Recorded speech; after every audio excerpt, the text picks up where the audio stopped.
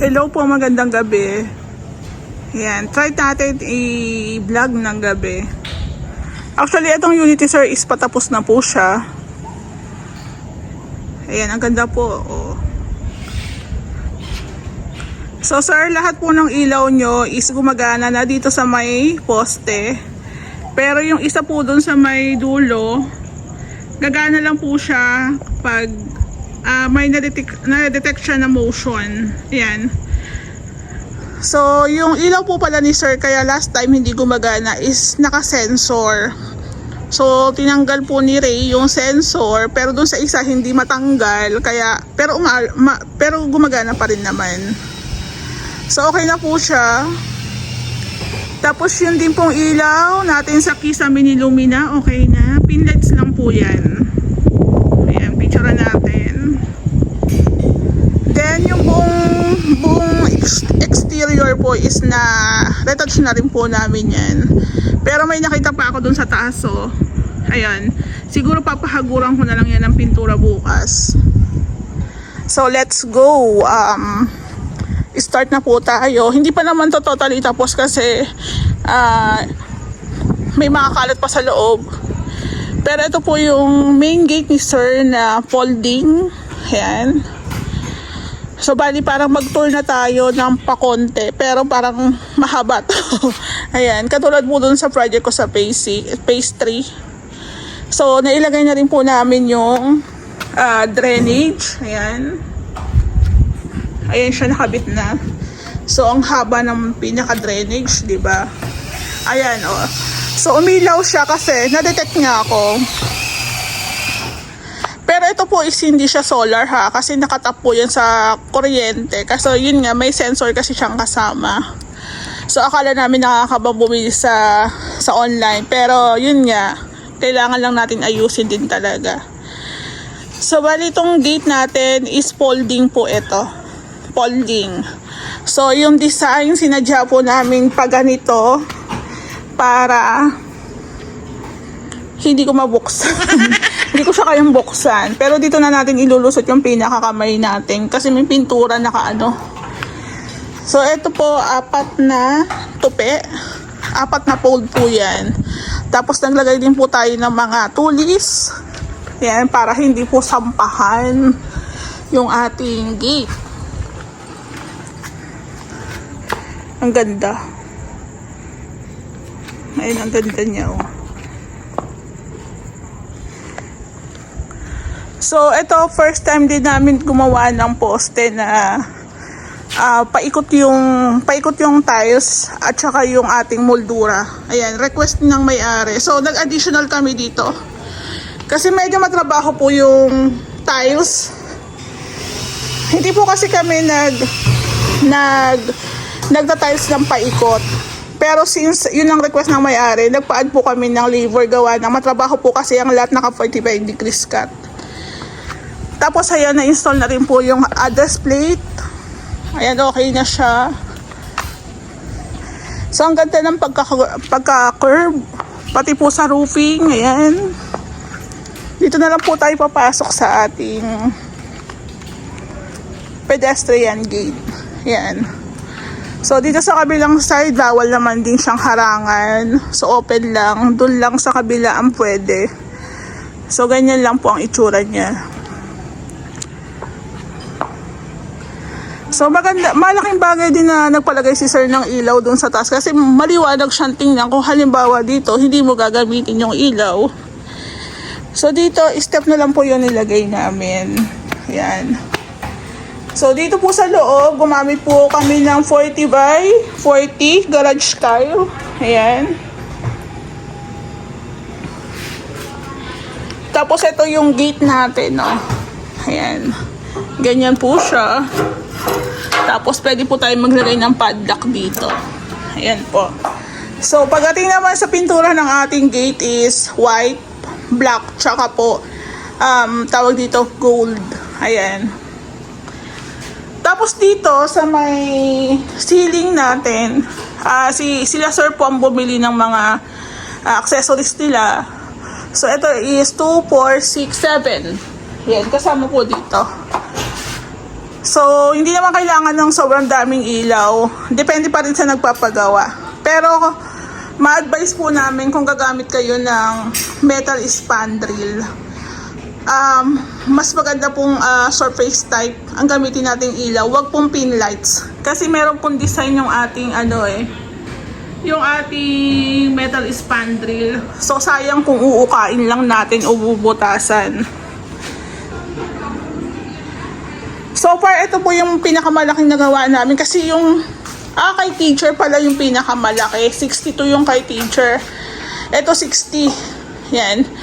Pero syempre, ito kasi buong unit yung ginawa namin. Talagang full renovation talaga. Kasi kay teacher medyo wala si teacher ceiling tsaka tiles dito. Ayan. Medyo malaki rin talaga gastusan. Piling ko umabot na ito ng 1M. Tapos ito po, ayan, nilagyan namin siya ng polycarbonate. Medyo mahaba kasi ang pinaka-extension dito talaga sa phase 5. Kaya kung sasalo kayo dito sa luminatan sa mas maganda sa phase 5 kayo sumalo. Panalo. Panalo yung space talaga dito. So, nagpakabit din si sir sa baba ng split type. So, dun sa mga soon na magiging clients ko, pero na rin po tayong contact sa PVC, spandrel, tsaka sa split type. So, kung direct po kayo sa akin, mas makakamura tayo. Ayan, at the same time, kakilala ko na rin po siya.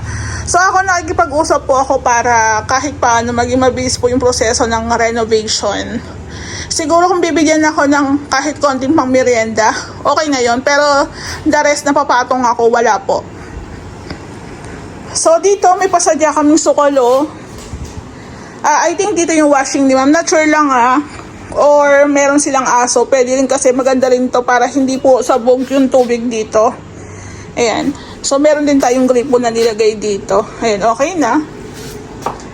Tapos yung sa split type po pala ni sir, ayan, pininturahan din po namin yung yung PVC para sumabay na lang po sa kulay ng wall. Ayan, okay na to. So, parang hindi pa natapos yung paglilinis kanina. Itutuloy na lang po bukas. So, okay na. Halos. Yan. Meron na rin kayong mga additional na mga outlets. Ayan. Request ng may-ari para sa CCTV. Tapos, itong nakalantad na wires dito, ayusin na lang ni Ray. Ayan po. So, kinakabit na ni Ray yung ating lock set. Ayan. Pag pumunta si ma'am dito, hindi na siya makakapasok. Ayan, kasi may lock set na. Ito po. So, dito po sa loob, medyo makalat-kalat pa. Kasi kanina, nagpalinis na po kami. So, andito pa ngayon iba-ibang mga baso-basura. So, bukas, second wave ng aming paglilinis. Baka po hakutin na rin po namin yung iba po namin mga, tawag dito, mga gamit. Ayan. Ayan, panlinis yung map. Tapos ito nga po pala, tapos na rin ni Ray yung ating cabinets. Ayan, na-retouch na siya. Ito na po siya, oh. Nandito na, mga naka-retouch na po yan. Yung mga box, pwede na po namin yan sigurong ipunin at i-dispose na doon sa labas. Pero yung iba, mga sumomobrang gamit ni sir, ayan yung gamit niya. Ito may mga bulbs, ayan. So, halos okay na. Ito po yung sa last vlog ko, may mga sumobrang pintura. Kaso matrabaho talaga ang kikil-kil ng pintura. So, ito yung mga masking tape na may mga tinanggal na ayan, pintura. Tsaka sa masking tape. So, hindi na kinaya ng powers. Ayan. So, meron tayong mga outlet. Meron tayong range hood, okay na. Ayan po, malinis na yung loob ng ating cabinets. Ayan po. Ito, linisan na lang po yan. So, mapapansin nyo, andyan yung ng paa. Kasi nga po, syempre, inabot. Tapos, ito yung ating tubig. Ayan o. Ayan po siya. So, bukas, second linis ulit tayo. Ayan. Tapos baka yung rep ni sir, pwede na rin namin ipwesto dito bukas. Ayan. Tapos sir, ano pala, nagkamali pala si Ray ng install ng pinto. Ayan. Dapat dito po pala ang sa side. Ayan. Pero gagawa na lang ng paraan yan. Ito po siya. Dapat yan. Dapat po, nandito sa kabila dito po sa kabila ang pinaka palo ng pinto. So ito po yung handle na lang po dito sa may main door ang gagamitin natin. Ayan. Pero actually parang kahit naman nandito sa kabilang side yung pinto, yung palo ng pinto, parang okay lang din kasi nakaharang pala siya dito. Nakaharang pala siya dito. Kasi feeling ko, kung dito po yung, ewan ko lang din, itatanong ko na lang kay ma'am o kay sir. Ayan. Picturean ko pala. Kasi, kung dito po yung wait lang baka mag-gets nyo yung aking paliwanag. Pagpasok po kasi ng pinto, so malamang andito yung bed. Andito po yung single bed. So kung nakaganto po yung palo ng pinto, para sa akin mas pabor. Para medyo naka-hide yung bed dito. Di ba po? Para sa akin pero kung halimbawa ipapabago pa ni sir, okay lang din naman. Pero for me, okay na. Para sa akin, mas maganda dito yung palo ng pinto. Kasi kung dito sa kabilang side, pagbukas mo, kitang-kita talaga agad na, ay, may higaan dito. Di ba? So, kasi yun po ang sinasabi naman ni Ray is, pagpasok naman daw, kung ganyan naman daw ang setup, hindi daw agad makahawakan yung switch ng ilaw. Pero sa akin depende pa rin. Kung halimbawa ano yung magiging final ni sir, kung dito sa kabila yung palo, okay lang din naman. Diba? Pero para sa akin, mas ideal mas ideal. Para kahit meron kang bed dito, tapos kahit nakabukas yung pinto, medyo naka-hide kung ano man yung nakalagay dito sa part na to. For me, pagdating sa switch ng ilaw, open naman tayo dito sa my kitchen, maliwanag pa rin. So, pwede naman natin dukuwangin. Diba? For me yun,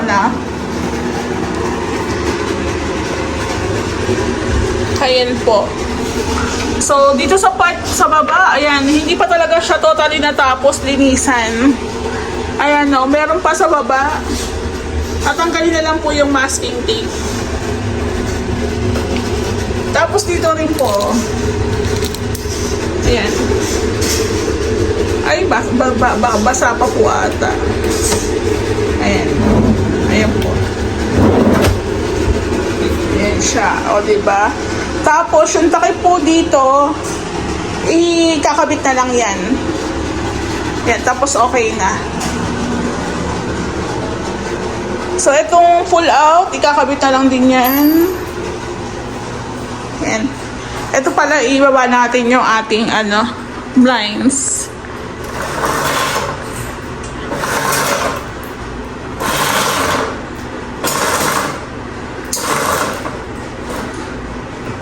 Ayan. Mas bet ko yung ganyan, yung parang may konting, liwanag. Diba?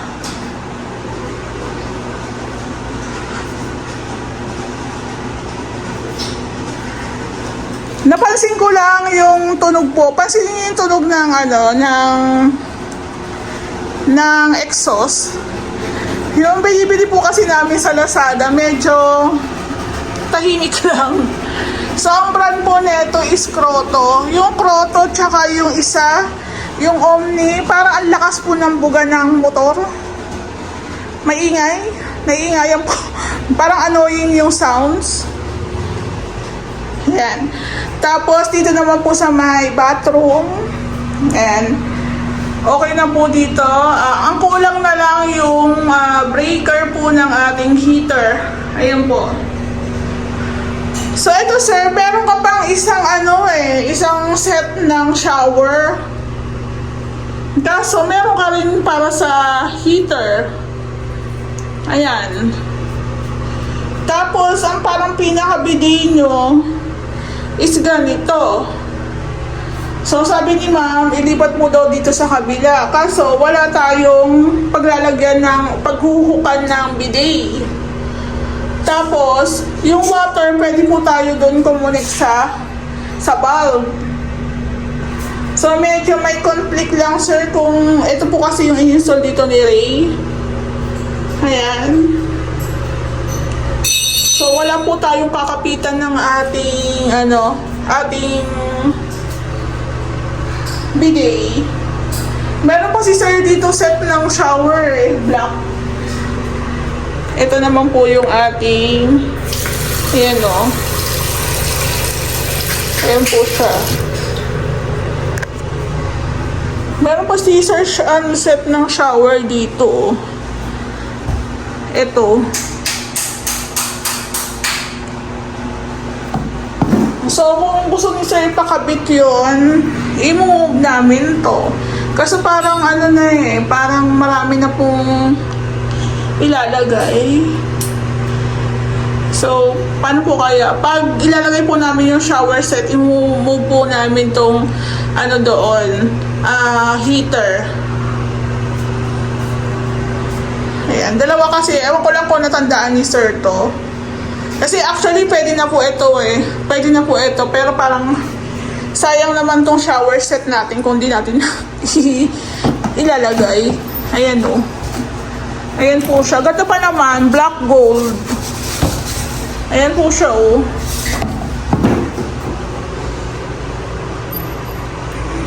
So dito po sa taas, okay na. Talagang sa taas malinis na, na-retouch na rin po talaga yan. Yan. Retouch na, nalinisan na rin. So, ganyan po yung itsura niya. Ayan, picture natin. Ang init po dito sa taas. Nakasarado lahat ang bintana.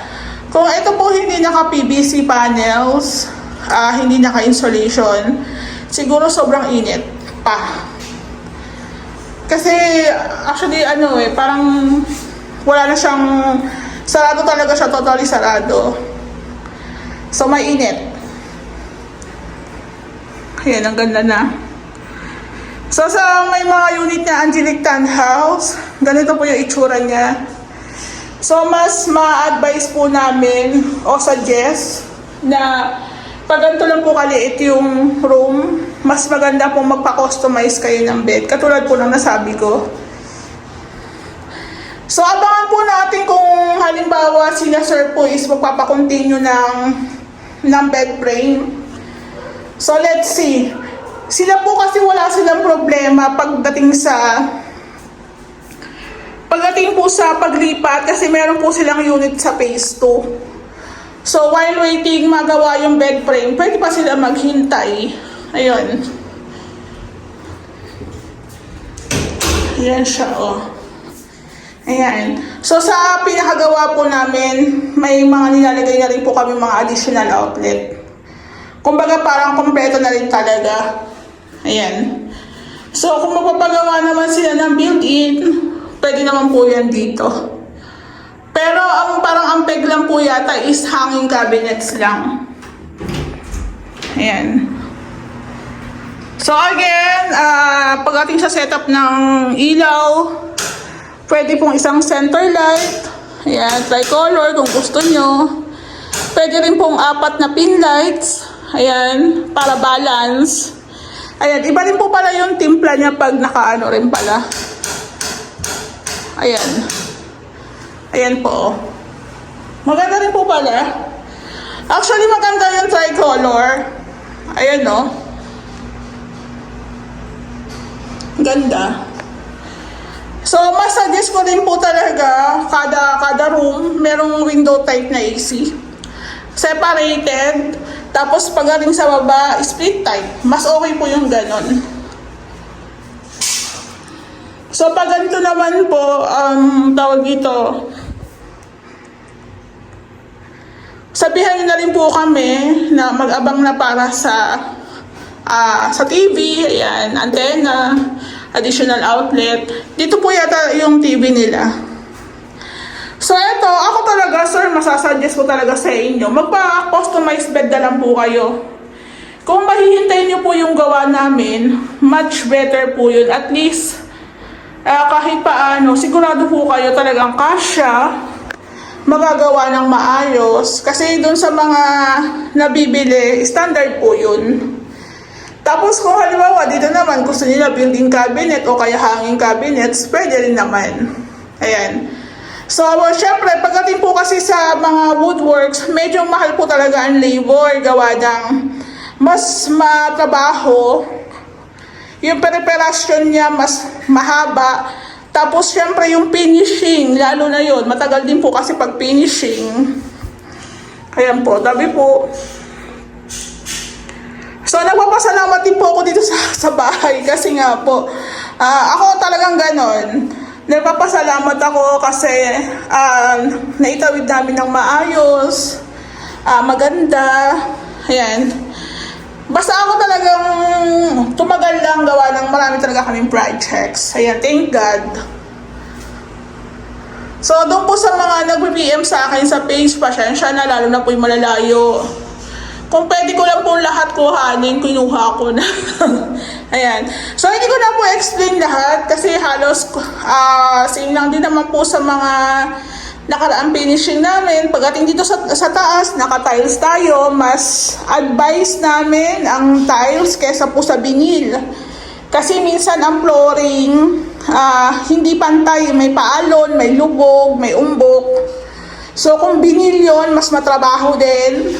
Tapos, masusudsud ka lang, magastos din sa rugby, sa pandikit. So, mas maganda po tiles kasi na ile-level, napapantay. Ayan po. So, ito naman, turong partition. Ang partition po natin is hardiplex lang o Shera board. Tapos, ang pinto natin, syempre, molded door. Ayan. Kung may budget po kayo, pwede kayong gumamit ng solid doors. Pero, kung sakto lang, pwede na rin po itong molded door. Ayan. So, pansin nyo sa gawa namin, puro lahat na may hallway. Kasi nga, parang mas maganda rin talaga siyang tingnan eh. Diba? Ayan po. So, sa pinaka-renovation namin, madali lang naman tandaan yung ginagawa namin. Sa taas, tiles, 60 by 60. Sa may hagdan, pwede kayong gumamit ng 30 by 60. Pwede rin pong 20 by 100. Ayan. Sa hagdan, gumagamit kami ng square bar. Ayan, 2 by 3. Halos given na. Tapos yung tiles natin sa taas, same lang, 60 by 60 pa rin. Tapos depende sa inyo kung gusto nyo meron tayong baseboard paint, pwede rin wala. Depende pa rin sa inyo. Ayan. Pagdating naman sa bathroom, 60 by 60, okay, ang tiles. Mas maganda na rin siguro, palitan nyo na lang din yung toilet bowl para sigurado. Tapos pagdating sa floor tiles, mas ideal ang 30 by 30. Ayan. O kaya 30 by 60. Pero kung ang gusto ng design is 60 by 60, pwede rin naman, ikakat na lang po natin ng 30. Para yung klebe ng tubig makuha po natin. Ayan. So, pwede rin magpalit kayo ng pinto, pwede rin hindi. Depende pa rin sa inyo kung pwede pang pakinabangan. Ayan. Sa mga accessories, kliyente po talaga kay client po talaga naka-assign lahat po ng mga accessories. Kung pagka kami, install lang ang install. Ayan. So again, pag ito po yung laboratory nyo, sabihan nyo kami na gawan ng pinakapatungan o slab. Kasi mahirap pong magawa ng patungan kung ito po is naka-tiles na. So, ayan po. So, kung makikita nyo sa pinaka-package namin, talagang panalo na kayo doon. Kaso, dahil medyo dumadami na rin po yung sa package namin, pinaka-scoop of works, nagtataas po si Ray ng labor. Pero, affordable pa rin naman po yun. Ayan po. So, sa amin, si Sir talaga dito, mas gusto niya talaga woods cabinets kaysa po sa aluminum. So, depende pa rin po talaga sa nagpapagawa. Then, kung mapapansin nyo sa mga ceiling po namin, mga naka-PVC po kami. Ayan, mas maganda rin po kasi naka-PVC din talaga. Medyo mahal pa rin sa materials, pero mas maganda po siyang gamitin. Kasi naitatago po yung mga imperfection sa pinaka-slab na itong ating second floor. Diba? So, tatakpan lang po natin ng PVC yan, okay na. Sa mga pin lights, kung hindi nyo po alam, pwede nyo rin po kami utusan na kami na lang po ang in charge sa pagbili ng pin lights. Ayan po. O, diba okay na? Halos sobrang package na, talagang titirahan mo na lang. Mayroon din tayong bar counter. Minsan wala, kasi depende pa rin po talaga. Sa ilalim ng hagdan, mas gusto namin naka-tiles na lang. Kasi may mga leaks yan eh. So maganda naka-tiles.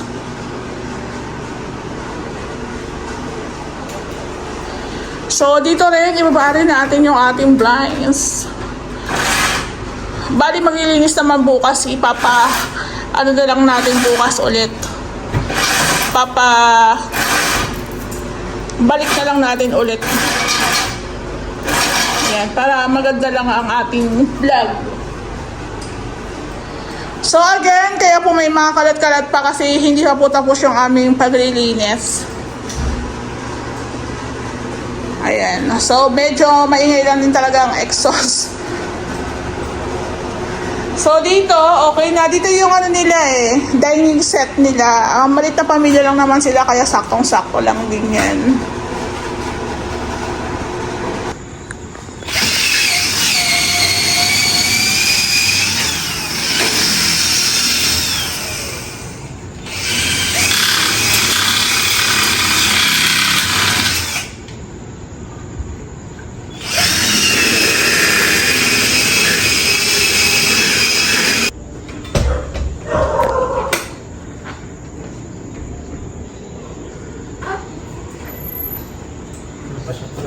Okay na.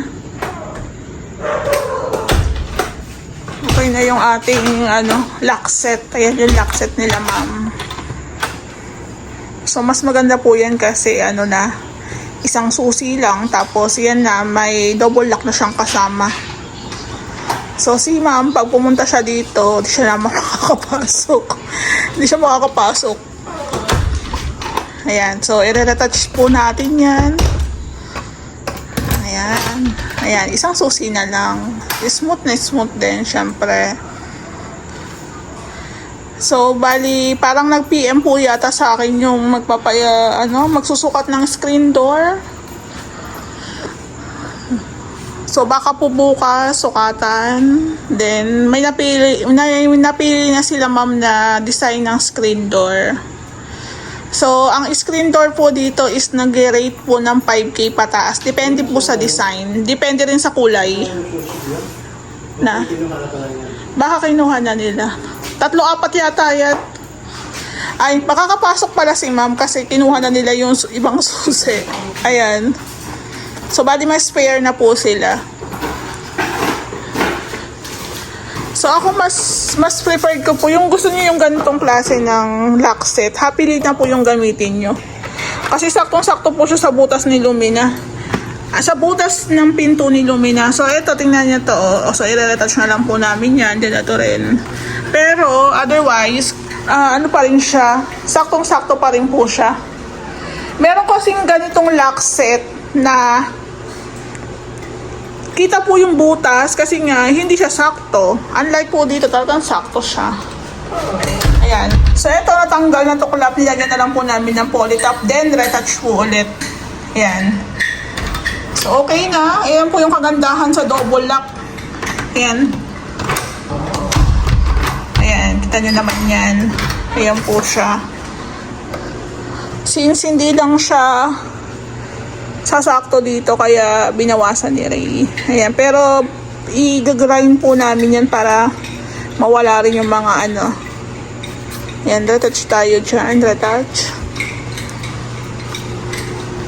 So, itong tinanggal po dito, yun naman yung gagamitin namin doon. Sa may room. Ayan, sa may room.